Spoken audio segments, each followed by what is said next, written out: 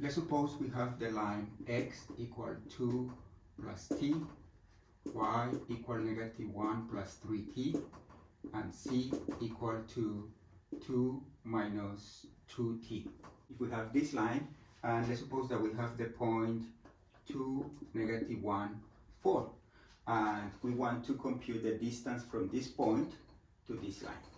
Then we notice that the point p sub 0 equal to 2, negative 1, 2 is a point in the line.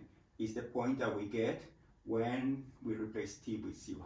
Also, the velocity or the direction vector of this line is the vector 1, 3, negative 2.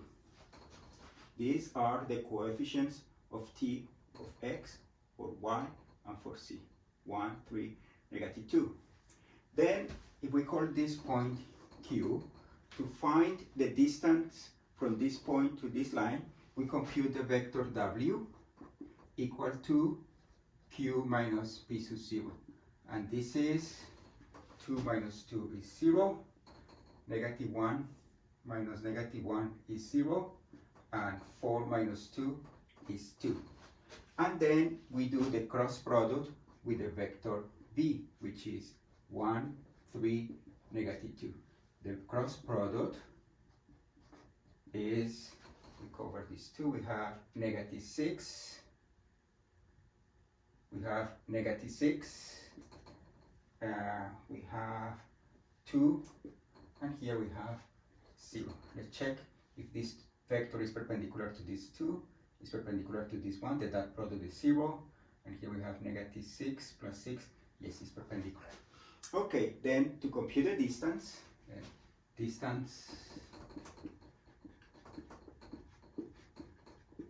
from Q to the line is just the norm of W cross V over the norm of V. The norm of this vector is a square root of 6 squared, square root of 36 plus 4, and the norm of V is the square root of 1 plus 9 plus 4, and this gives me a square root of 40 over a square root of 14. In general, we have the following. If we know a point in the line, this is a point in the line, and we know the velocity vector, then the distance from Q to the line